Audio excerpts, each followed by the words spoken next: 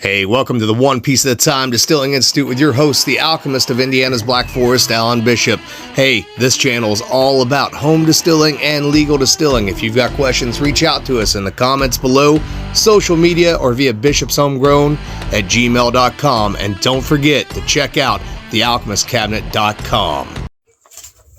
Hey guys, welcome back to the One Piece at a Time Distilling Institute. So, here as always to answer your questions about home distilling and or professional distilling, and also to give you a little update. So you guys know I've not really been doing process videos and stuff like that, and not really intending to for a little while because I got some really cool things in the works. One thing I will tell you though is before too long there will be some really cool updates to this channel that I think you guys will really appreciate, especially for existing craft distillers or home distillers looking at going into craft distilling and all of that sort of stuff. There's some really exciting stuff not too far away in the near future that I think that we can do something really special with here at the One Piece at a Time Distilling Institute. But as always, please send me your questions at bishopshomegrown@gmail.com or reach out to me via social media or via the YouTube comments below. And I do apologize I haven't been on as much here lately. It's spring again. A lot of seed starting going on. I have a long gravel driveway. We're getting ready to work on putting down some gravel on that. A number of projects in the works. So time is kind of spread thin a little bit right now, but time won't be any thinner. But the opportunity to film really unique content will increase in the near future. So you guys got that to look forward to.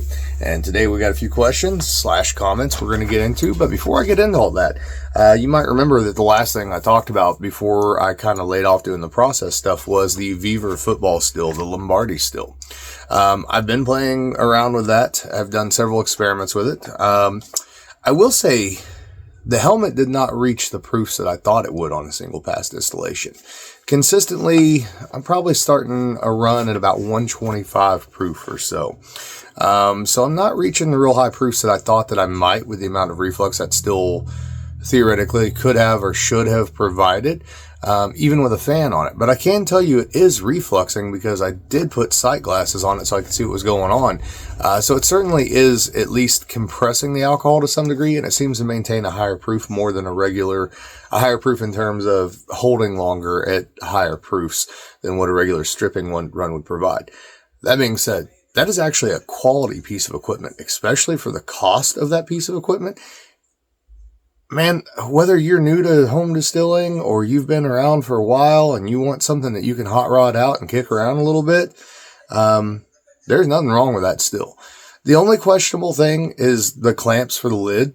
And even they're really not that bad. You might have to take, some cardboard or something and bend it over and put it underneath the clamps just to tighten it down a little bit, or even throw some C-clamps on it or something of that nature, just as a backup. But even overall, I think the clamps that are on it, if you do some modifications to it, put a little bit of weight on that lid, I think you're completely fine.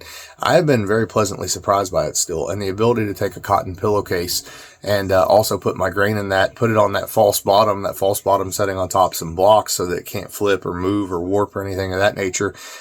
Some awesome grain and distillations have already happened. One of the things I'm playing around with now, I did this years and years ago. People for a long time with home distilling was either sugar shines or very simple things like messing with fermentation of cereals. So I hadn't done that for a while, but my good buddy Bob in Costa Rica got me kind of interested in that. Bob plays around with Fruit Loops and Frosted Flakes, and then he converts the grain there. Of course, there's a good amount of sugar there as well. Lets that get fermenting, and then he actually starts feeding some sugar the next day or so after that. And I don't know, I think from a practicality standpoint on, say, a single pass distillation with something like a vevor that has a thumper hooked up to it, at some point in time I will show you that and explain that to you.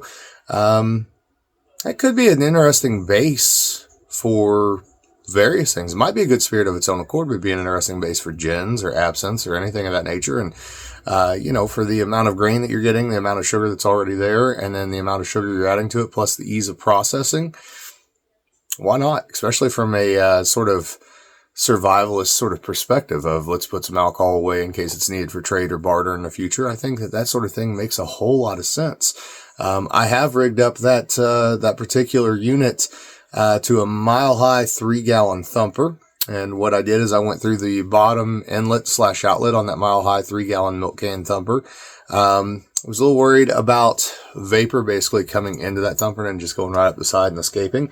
So I need bubble collapse. So what I did was I took a 2-inch sight glass and I took a 2-inch plate and put bubble cap and put inside there, facing inward towards the thumper. And then on top of the thumper, because that wasn't enough complication, I added a sight glass with another 2-inch plate, and then the shocker from Ozark Steelworks as a reflux device. So if I wanted to, I could actually reflux to fill that thumper, understanding that heads and foreshots, etc., break down with heat cycling.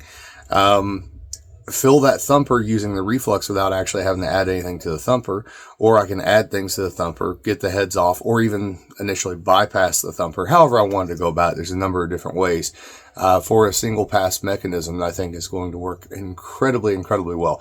I'm actually so sort of impressed by it that not only would I hesitate to say I would endorse it, but I would probably buy another one.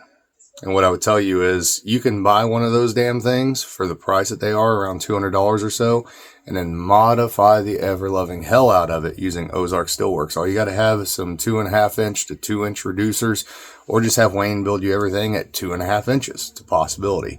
Might be a little bit of a pain in the ass for Wayne, because I don't know how commonly you can come across that 2.5-inch stuff, so it might be easier to do the reducers. He can build the reducers for you as well and make low-profile ones. So something to think about, guys. So anyways, so copper packing question from Jamie. So quickly, we know that copper does its best job when it's seasoned. If copper is cleaned well after each run, how often do you think that copper should go through an acid bath, resulting in shiny fresh copper? Modular rig with some copper mesh and a Mr. Fusion head. This thing is awesome. Do the shout out. So that's all. That's great there. There's another endorsement for Wayne Herbert at Ozark Steelworks, doing great stuff. And of course, also Jason Wade Harrell, 13 Stills, doing great stuff. Two of the guys that I really highly recommend for what they are doing, for sure. As far as cleaning that copper, we've kind of touched on that on the channel before. You don't really want shiny, clean copper. You want a little patina to it, especially on the inside of the still. A little, you don't want green, you don't want copper salts building up, but you do want sort of that kind of darker sort of film, almost sometimes going black. You don't want it going straight black, but truthfully, after most distillation runs, unless you're switching products from something like, say, a gin or an absinthe over to a whiskey or a brandy, a simple washout while it's hot is usually more than enough to get what you really want out of that particular thing. The acid wash thing, especially with copper mesh, I would only do it when you really start to see a lot of heavy discoloration, or, and this sounds weird, but I've said it before, if you ever open your still or smell your copper mesh and you get this, you're going to run into this a lot with grain spirits, true grain spirits, not, sugar shines. If you ever start to get this kind of weird, like Campbell's chicken noodle soup sort of smell, yes, I know, gross, right? That's that sulfur buildup in there. And that's definitely time to clean your still hard. Whether that's a citric acid soak, or what I prefer to do with a lot of things that we talked about before is a citric acid soak, and then or citric acid boil out, powdered brewer's wash boil out, and then a water boil out. But that's up to you, whatever you get the most efficiency from. So I have noticed that typically I have to clean a lot less if I'm not using exogenous enzymes for whatever reason. So let's see what else we got here. So this one's from David. Hey, Alan, I just finished watching your latest videos. First, let me say thank you for sharing all that you know so freely with the community. I got into this hobby about the same time you and Jesse and John Miller started putting out content, so I don't know enough yet to really ask some of the questions you're used to. I can, however, tell you what's helped me. Following a recipe is key. Scale it to the appropriate size. Next is all little things that nobody provides but you. Like keep your worm tub water steaming at the top and cold at the bottom so the vapor stays vapor longer and drips out at around 70 degrees Fahrenheit. My suggestion is for a book idea. Remember, I asked you guys for ideas for questions for a future book potentially, and I got a few questions, but not as many as I'd hoped to get.